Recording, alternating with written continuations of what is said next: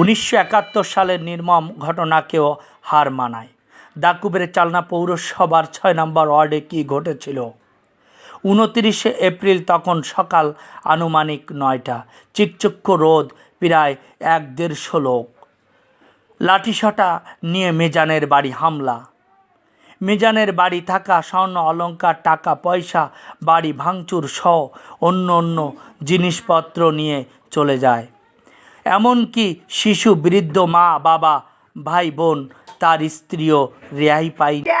আইসে আমার বউ ঘরে ছিল, আমার বউরে আত্মাবান দিয়া নাতি পাক্কা মারি হালাই দিয়া, কলজের শিশু হালাই দিয়া, ফিটার হালাই দিয়া আমার বউরে মারছে, মারিতর কইরা ঘরের আলমারি ভাঙ্গিয়া সোনা দানা টাকা আনলে সব নিয়ে গেছে। আমার সোয়াল তেলের ব্যবসা করে, আমাকেও মারধর করেছে, ভাঙচুর করেছে। কিছু নাই, আমরা যেটুকু চাল জল দিয়ে খাবো এমন কোনো দৃশ্য নাই। মানুষ রান্না করে দিয়ে যাচ্ছে বাড়ি, তাই খাচ্ছি।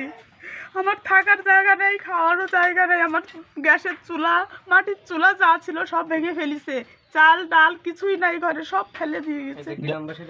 এই যে এই বাইরে থেকে ভাত দিয়ে যাচ্ছে 12 জন, তাই আমরা বোনের আমার বোন চাকরি করে, আমার বোনের জিনিসপত্র সব আমার কাছে রেখে সব ফেলে দিছে।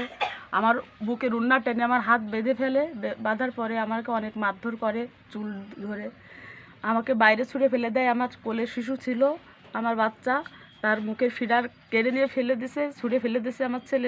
ডাকুব থানা অফিসার্স যে আছে, ওসি স্যার, তাদের আমি ধন্যবাদ জানাই।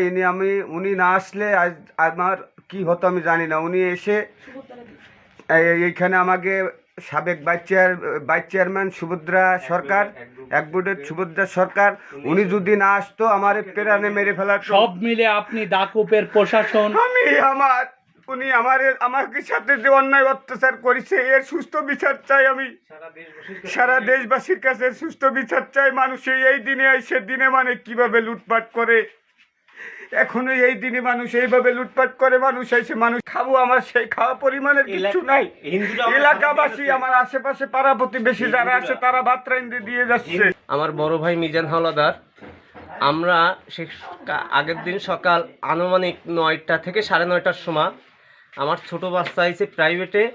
এখন যেখানে প্রাইভেট পড়ে, এই মাস্টার আমার ছেলেকে পাঠিয়ে দিচ্ছে যে তোর আব্বুরে, তোর চাচাদের ডাকে নিয়ে তোর বড় চাচারে মেরে ফেলাচ্ছে। এইটা সুস্থ বিচার চাই। আমার ভাই যে 2টা বাচ্চা নিয়ে, 3টা বাচ্চা নিয়ে যে কিছু রাইন্দে খাবে, সে পরিবেশে ধুয়ে যায়নি।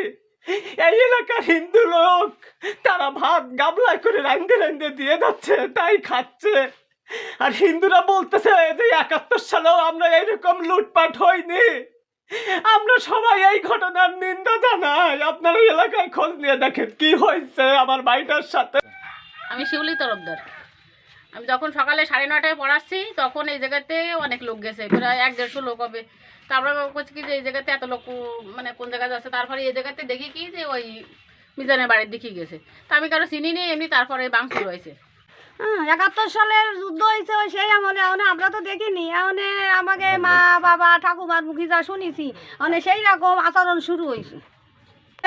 আমি ছিলাম ঘাটে চান করছিলাম, তা ওই কোনায় দেখতেছি কি সব লোকজন জড়ো করা।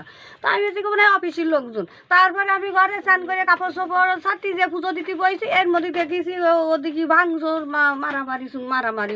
তারপরও আশেপাশে তার কথাবার্তা আসছে যে মামা যদি সেই অবস্থা হয় আমার পয়সা করি যা মুটিয়ে যাবো, এবং কোর্টে কেস কামারি চলতেছে অনেক কিছু। মিজানরে বললে এই কত সময়ের মধ্যে তুই নাই বলেছিস যে 2040 সাল পর্যন্ত এখানে থাকবি, এখনই নেমে যাবি, 24 ঘন্টার মধ্যে দালান বাড়ি ভাঙবি, এই সমস্ত বলছিল। ঠিক আছে, তো চিনি না। হ্যাঁ, তাই ও সামনে বলো ওই ওকে আমাকে বাড়ির ওই পাশে দাঁড়ানো ছিল। এই সময় ওসি সাহেব দাঁড়া করলে ওরা ওই পাশে লাঠি টাঙ্গানে দৌড়।